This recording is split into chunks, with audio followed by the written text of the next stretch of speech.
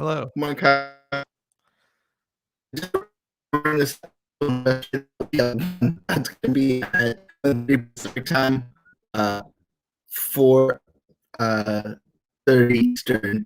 We're just going to talk about what we think is going to happen and provide our take ahead of the announcements that will be coming later today. So, So sorry everyone's disappointed now. yeah.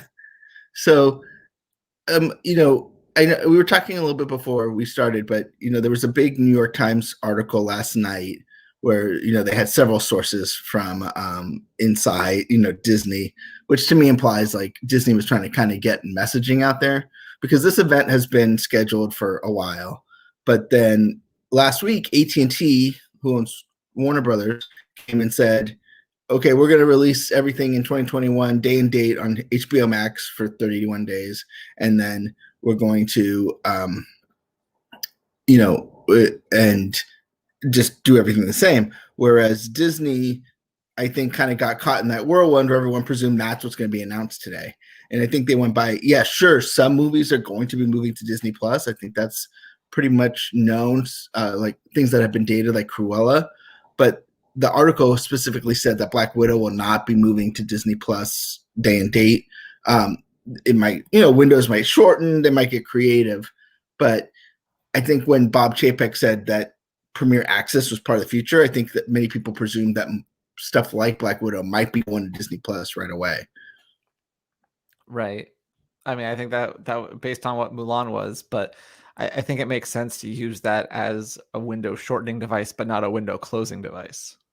Yeah, the whole. I know Rich Greenfield will disagree with me, but I don't understand this concept that you will make more money by foregoing theaters. I feel like, sure, there's plenty of people who won't go to a theater, but I also don't think that if they're not willing to go to the theater, that they're going to not see the movie in 30 days or 60 days even, or even quite frankly, 90 days. Like, are they going to forget that Black Widow is a movie and, that it's on Disney Plus? Like, so you might as well release it in theaters, get that revenue stream, and I think build, word of mouth in a way that streamers just quite haven't, except a few exceptions like maybe Stranger Things.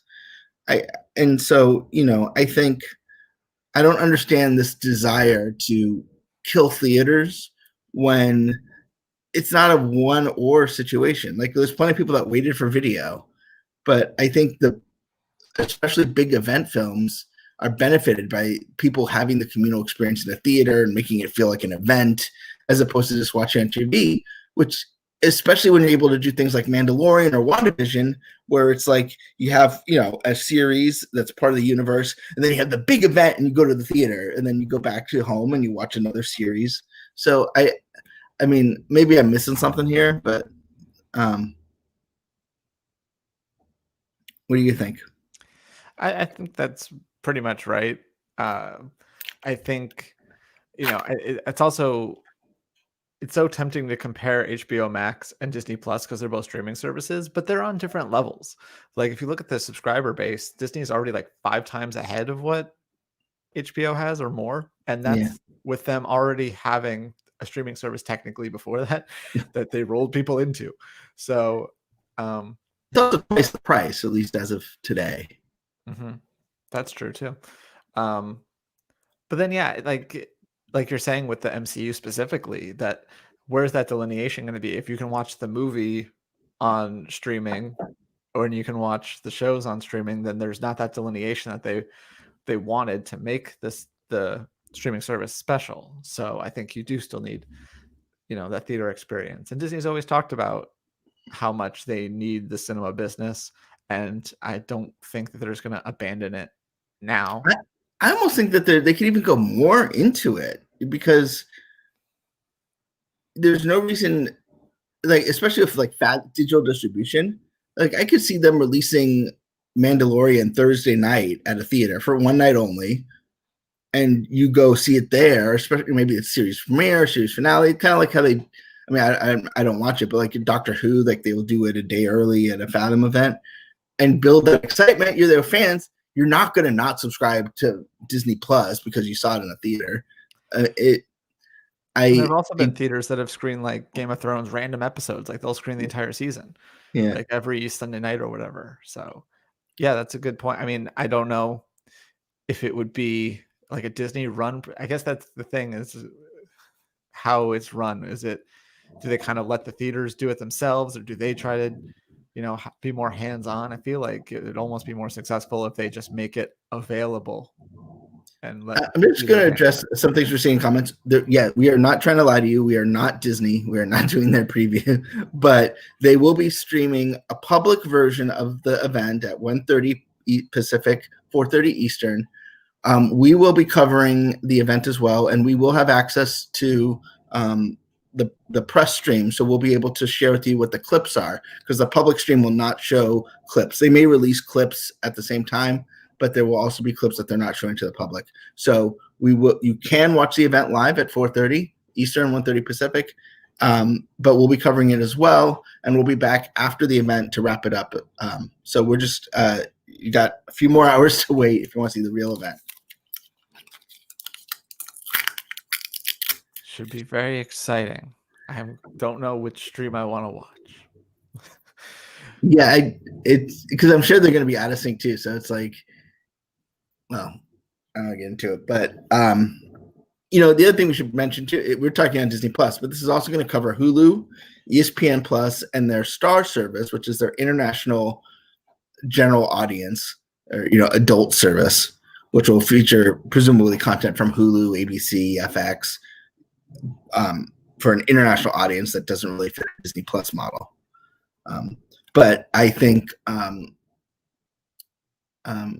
I think it's now very clear that Disney Plus 18 or whatever that was completely fake, which we kind of knew going into it, but now we even really know.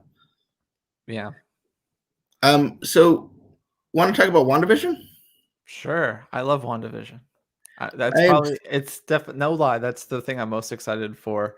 I was originally a little bit leaning more towards Falcon and the Winter Soldier just because it was sooner, but now that WandaVision is sooner, um, I'm definitely more excited for that. Especially as someone who like grew up on Nick at Night and knows a lot of yeah, these classic sitcoms and will kind of get the aesthetic of them and appreciate it.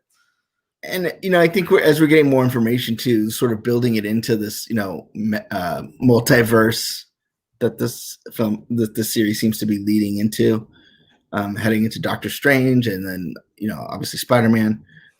Yes, obviously Spider-Man.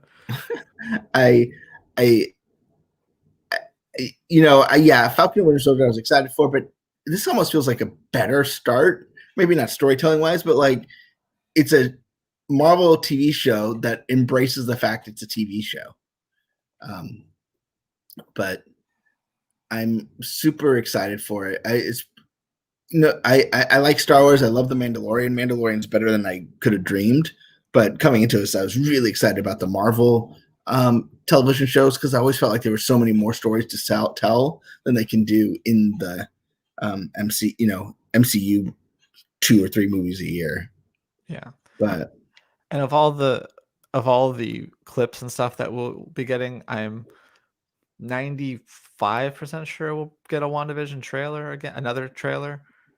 I mean, they've released like a series of posters this week, and they've kind of gone up by a decade. And so then it seems like the next logical thing, knowing the way Disney releases things normally, where they'll give you a poster the first day and then a trailer the next. So yeah, and I think that that trailer will be released publicly too. There'll be plenty of clips that aren't, but I feel like this will be a public available thing. So that's something people can get excited about. Just to give an update, Disney stock is down about 3/4 of a point, kind of following the Dow, which is down about a third of a point, or a third percentage.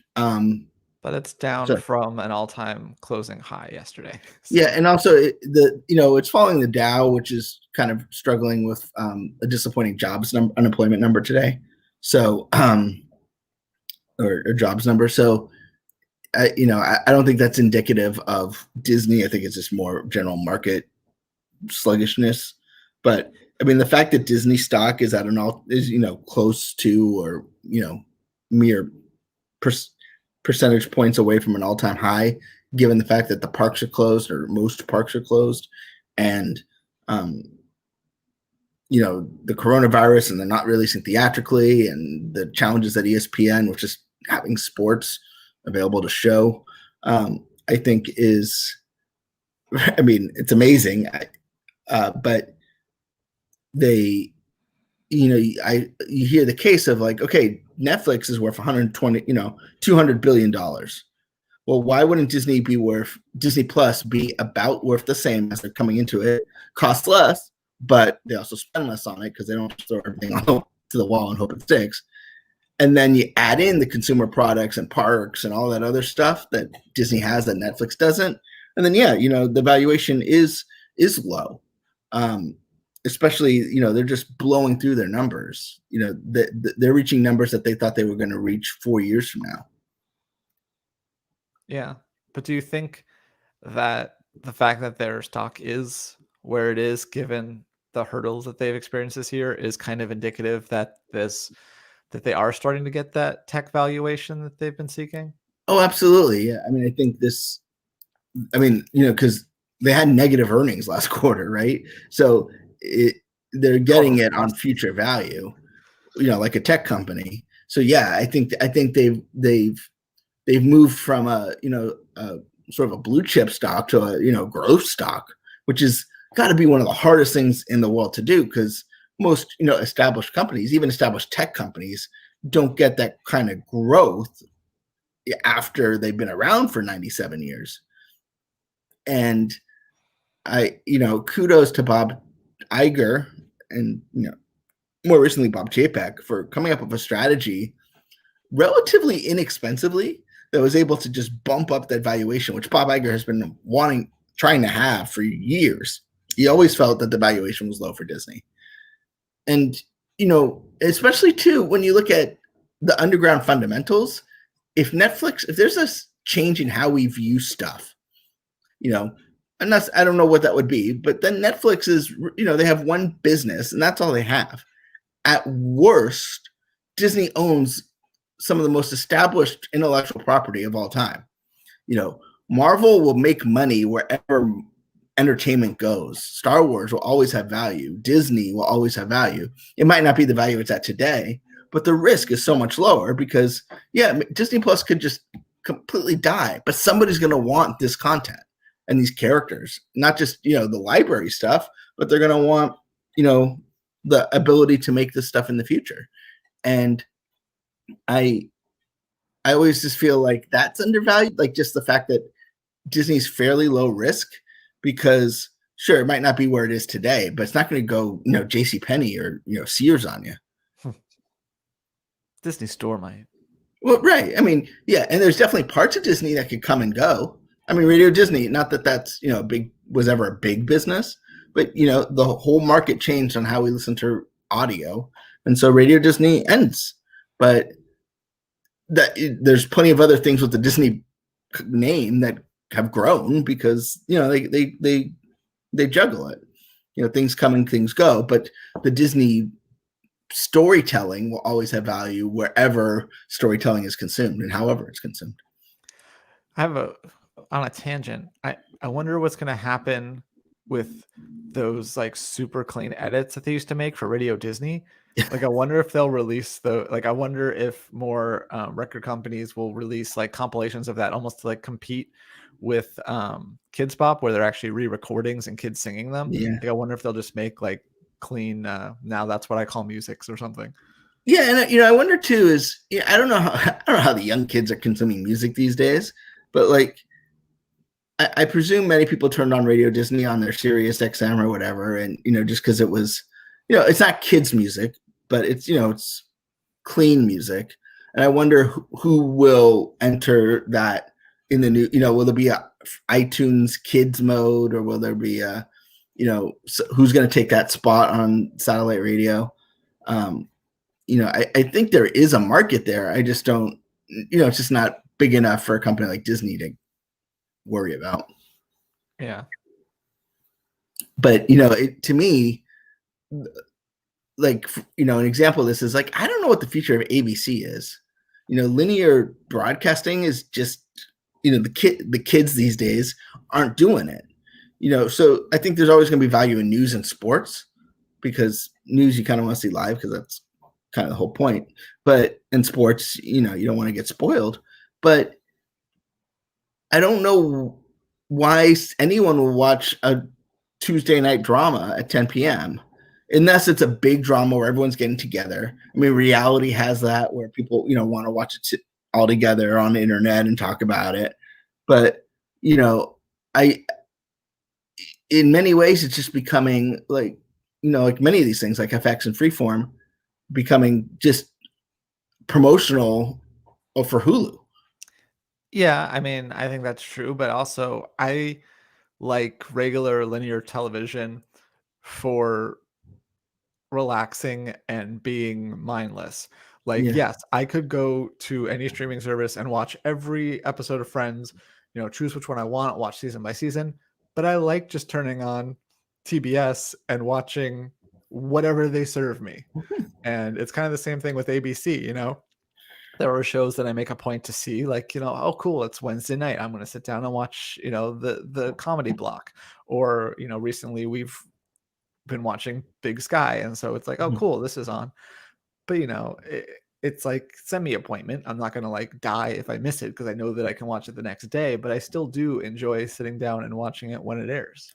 Yeah, and I think the pandemic schedule that they had, where it's more news. I think you definitely have more news and more sports on ABC. They kind of moved away from it back when the day when they wanted to have consistent scheduling and always have something on of the same vein, so people get in the habit. But that doesn't matter anymore. I think you see more, I would say, low cost programming like the game shows. Those get a huge return because they're relatively cheap but still get a good audience. And I feel like that's the kind of programming where it's like, oh yeah, I just want to put something fun on, and you just put on Supermarket Sweep. If you miss an episode, it's okay. But if it's you're just trying to chill out and not worry about what you're watching, or like, and then I think you're gonna have stuff like Big Sky, like event series. I don't mean that in the sort of old school way. I just mean like certain series that people want to watch on Tuesday night. But there's going to be less of that because there's only so many times of the week that people are going to want to do that. So I think it kind of gave us a glimpse of what network television will look like in the future, with just, I would say, even a more flexible programming schedule, more dynamic. Yeah. Do you have one hope out of this investor day? Like as a fan, not as an investor. Um I mean, I'm excited for new projects. I'm also excited looking at our landing page of all the stuff that's already been announced that we haven't really had updates on, like Monsters at Work. I'm interested to hear what's going on with that. I also want to know if they're going to be able to revive the Lizzie McGuire series, things like that. But as far as new projects that I'd be excited for, I mean, I feel like they've already announced enough Marvel stuff for Disney Plus, because we also have the ones that are like getting close to happening, but then there's also like the She-Hulk and Moon Knight and Ms. Marvel. So I'm curious if they'll do anything with Hulu. I don't know if that's even allowed. But that would be the only thing, because I think we're hooked up with Marvel except for updates. So I'm wondering if there are new projects, if they might be something on a different platform or Star, I guess. I also wonder what the unscripted business is going to look like. They brought that under what used to be called Disney Channel, now Disney Brand Television. And on the unscripted side, we had a lot of like Disney fan service. And I'm curious to see, like Imagineering Story, and, they announced Peoples and Places, and other stuff that we seem to be, um, um, was keyed into the fans, like, into the unknown, Frozen, making a Frozen 2. And I don't know if that stuff has caught on. Like, I really enjoyed Marvel 616. So I'm curious to see if we'll hear, maybe they're not going to announce a whole lot of new, unscripted programming, but I'm curious to see if any of the stuff we've already had is going to be renewed, or if they're just going to take it in a whole new direction. Because I know I probably didn't catch on as much as like Mandalorian, obviously, but I still like having that balance. This is regarding Spider-Man. Tobey Maguire will also play Uncle Ben from Tom Holland's universe, which will be an interesting dynamic. Mhm. That would be an interesting dynamic. There's my mind has been blown by the recent, I guess rumors out of the Spider-Man third MCU Spider-Man movie. I don't even know if I can call that anymore. But I almost don't want to know anything more until I see the movie because it just sounds like a lot of fun. Yeah. So sad that Sony gets it. Yeah, well, but this is co-produced. This third one's co-produced, so Disney gets half the money. And the other thing I would love to hear is that they have licensed the Spider-Man films from Sony for Disney Plus. That'd be cool. Yeah, and I don't know if that's off the table because Sony, as far as I know, doesn't have a streaming service. I mean, like a general entertainment. But that doesn't mean that they don't have it. Do they own Crackle? Is that a thing? Right, and I think they just bought Crunchyroll. But I mean, that's not to say, it's not, it doesn't have the penetration of Disney Plus. Right. But yeah, Sony's an interesting case. Like, they've been an independent producer of network television for a long time, and that's led to some interesting arrangements now in the streaming world where you have Community on like Netflix and Hulu, because what do they care? They'll sell it twice. Well, and Sony too has some interesting ties to Disney in terms of Jeopardy and Wheel of Fortune always seem sort of like quasi Disney. Like they're on a lot of ABC stations, and then whenever there's a primetime version, it's on ABC. And do they also produce Shark Tank?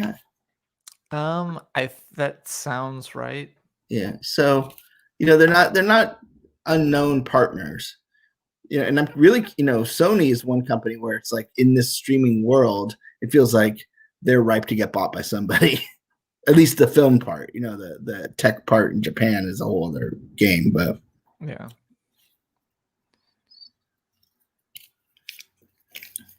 But it's it's not as probably as exciting for our audience, but also ESPN Plus. I'm curious to see, and we probably won't get word today, but will they really be moving stuff like NFL Sunday Ticket to ESPN Plus and really going all in? I mean, right now ESPN Plus has a lot of, with the exception of UFC, a lot of like I would say, fringe content's probably rude, but like soccer, international soccer, which is great for someone who's a huge international soccer fan, but doesn't have great penetration in the United States, and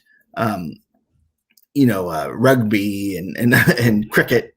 And I mean, they have some great shows. I think Peyton's Place is a lot of fun. You don't have to be a football fan to enjoy that, but I'm curious to see if they try and put more, I would say, mainstream sport content on ESPN Plus.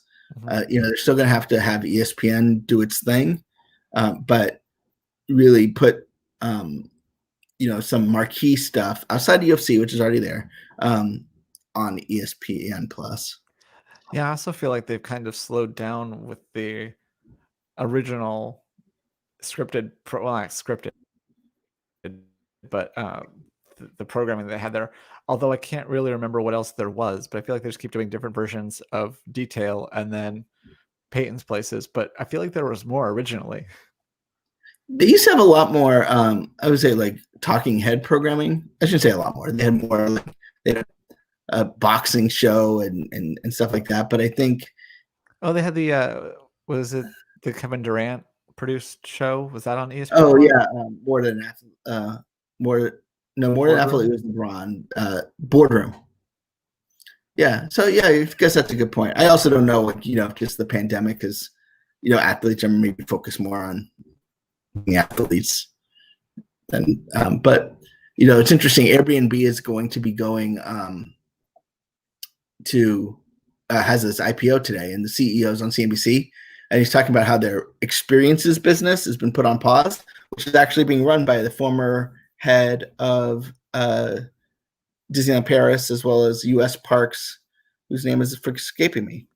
And there was an Airbnb experience with Di Capella that my wife participated in. So it was a virtual thing where you got to learn from the Decapella, you chose your part, and then they taught you the song, and then they edited a music video together. So That's really cool. I wonder. So when he says they're putting those things up, does he just mean like the physical ones, or are they still doing like any virtual things, or is that like shutting down that tab? I mean, I'm just looking at a Chiron. It says they'll be ready to pick when travel picks up again. So okay, so yeah, they might still do one-offs like Decapella things. Oh yeah, I mean, I don't think they're necessarily pausing it as a business, just more of not investing in it. You know, I think they still are capable, but Michael Mack would like to say more Hard Knocks style shows would be great. Hard Knocks itself would be a great get for ESPN Plus. Is that an ESPN show or is that an HBO? It's on HBO. That's where they follow like one team, right? Yeah, it's like their training camp. They pick a team. This year they did two LA teams.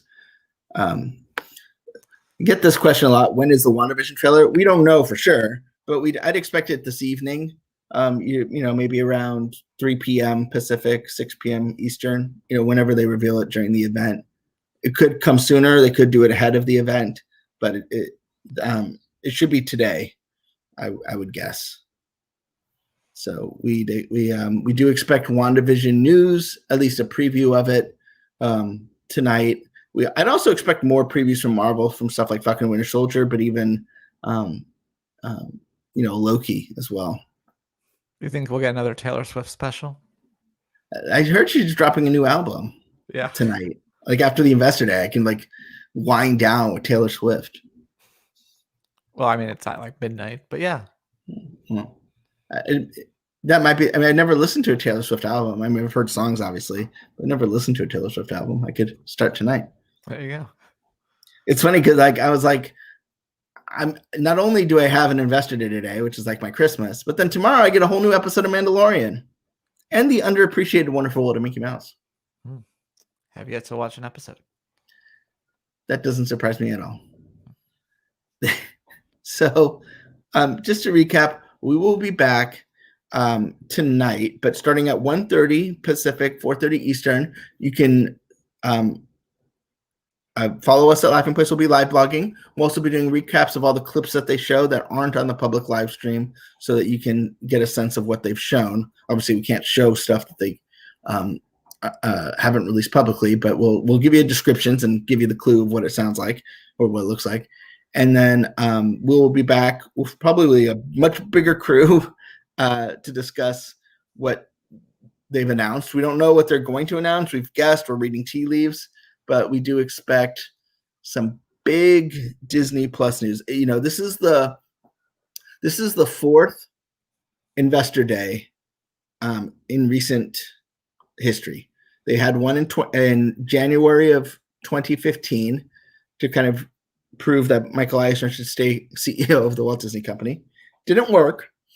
Then they did another, I don't know what year I said, but it was 2005. In 2014, they did one at ESPN to try and prove that ESPN still has value, even though people were no longer subscribing to cable. It didn't work. No, and it's cute to go back and watch like I went through the slides last night and I was like, oh, that was cute. Like, oh, look, they really think that this is going to be a big deal, but it wasn't. Then we had the Disney Plus one last April on the eve of Star Wars Celebration. And that's when we got the big, it was before they announced the Disney bundle, but that's where we got a glimpse of the service as well as the launch date and the price, which are probably the two biggest things to come out of that, just because we were all waiting. So that's when we found out November 12th will be a holiday for us. And then this is the fourth one. So they're picking up 333, and they could go up to 500 today. Yeah. So it's funny. I remember like when they announced that the price was going to be $6.99 a month, and everyone like basically the thing on Twitter was like, just take it, just take the money. Like that is such a great value. It might not be that great of a value much longer. It was like that. I think it's the PlayStation, either the PlayStation 1 or 2, when the guy came up to the podium and just said $2.99 or whatever and walked away. Yeah. The one thing about investor days, they're nice because you get like they're talking to investors, so you get a little bit more at real talk about what things are going to cost and what we're actually going to get. You know, that they don't tend to focus on the price at like consumer events, but it's designed for investors. It's not designed to, you know, as a hype event for us. Now Disney will kind of try and do both because they know we're all watching and excited, but it's not Comic-Con. And but because we haven't had Comic-Con or D23 Expo, and Bob Chapek loves making announcements. Like he loves these big events where he gets to just announce things. I would expect we are going to get surprise announcements. I think we're going to hear about things we didn't know about. You know, and you know, maybe more so than the last one, where I don't know that we got surprised by much, but we definitely got surprised by the date and price. Yeah. So yeah, I'd say it's probably akin to like an Apple event where it's, you know, to show off their new products, but it's you know, they're going to get into the technical stuff because a lot. I should say not just the regular Apple event, but the one at like WWDC. So they're going to focus it towards investors, just like Apple is going to focus it towards developers. But they know laymen are watching, and they're going to try to move them as well. And maybe they'll have a band at the end. There you go. Yeah. Or it's also weird too because this is the first U2 special right in your Disney Plus right now. They should have streamed it on. Yeah, should have streamed it on Disney Plus. This is also virtual, so unlike other ones that we, you know, there's no investors actually there. So it'll be interesting to see how they tweak the format for that, because usually they want to show off to these people because they own, you know, they don't own personally, but they direct the purchase of a lot of stock. So they're very important to Disney when stock value is very important to Disney. There's a question here. Any chance they'll announce any new Toy Story content for Disney Plus? There's absolutely a chance they'll announce more Toy Story content. I don't think they're going to announce a Toy Story 5 or anything like that, but stuff like Forky Asks a Question, or maybe shorts, or maybe even a series, I think is very possible. I don't know that for a fact. I don't have any inside information, but they're definitely using, you know, looking at Disney Plus as a way to extend the brand. You know, there was that time when they had Pixar Canada where they were going to make Toy Story tunes and all that stuff. And then, you know, I don't think they had a place for it. So I think now Disney Plus will be home for that kind of thing. Can I pitch a shorts idea? Absolutely. They should do a sequel series called Bonnie Asks a Question and Forky tries to answer those questions. Oh, that's a great idea. Cosmic Reefs asked, there's world problems with that, but well, yeah, but like I feel like Forky wouldn't know. This is a question I have about Toy Story. Is like how do they all know that they're not supposed to interact with humans? Like, is there training? It was like in The Great Before. Do they get taught this? Will they post their announcements on YouTube? Probably not. There may be some trailer releases on YouTube. They are not looking. All the information we have is that they'll be sharing public tweets on Twitter at Disney. But you can also follow us. We'll be live blogging, and then we'll come back on YouTube to go through every announcement they have. What about Avengers 5? I mean, I can't say no because I don't know, but I don't know that this is a place for it because I think that would be a theatrical film. They may, you know, to show, especially now that AT&T has shown that they don't care about theaters, they might pivot this one a little bit to show that they do care about theaters, because I think that provides them a little bit more of a robust business model. Because I mean, I think we all understand not releasing theatrically right now, but I don't think, you know, I think we all hope by the end of 2021, we will be able to happily be back in theaters. But for some reason, Warner Brothers just decided to do a whole slate at once. So who knows? But let me just get one last. Let me.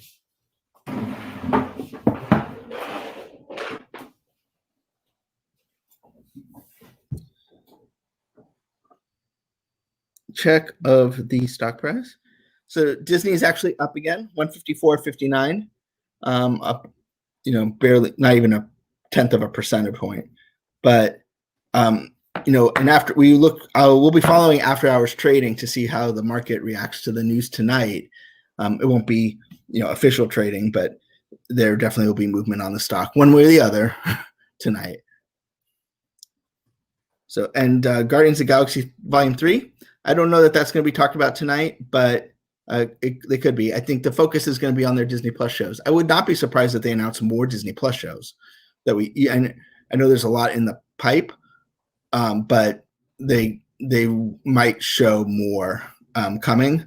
I don't know that it's going to be focused on theatrical, but as I said before, they may take this opportunity to kind of talk about the whole phase 4/5, going into it. But we just don't know. Maybe we'll get Blade news. That was the last thing that they kind of announced and didn't say anything else about. So, Plastic People does have a good point, maybe about the Nick Fury show, which has been rumored. This would be a great place to reveal that. I think it'd be cool if at the end, like they do the whole day, and then Nick Fury comes out at the end and be like, "You think you're, do like a whole like throwback to Iron Man." But dude, one last thing. That I would love it if Disney embraced that sort of showmanship. We attended the Marvel Phase 3 announcement at the El Capitan, which is some random day in October, I believe. Sounds about right. It was a random Tuesday for sure. I just don't know. Yeah. Oh, it might have been earlier because it wasn't long after Comic-Con. Yeah, you're right. It might have been like August. And Kevin had the pure showmanship, the way he made false titles and then revealed things at the end. Like, I just think like still want to see Serpent Society. They still want to see Serpent Society. That'd be how funny if like they announced a Serpent Society series for Disney Plus.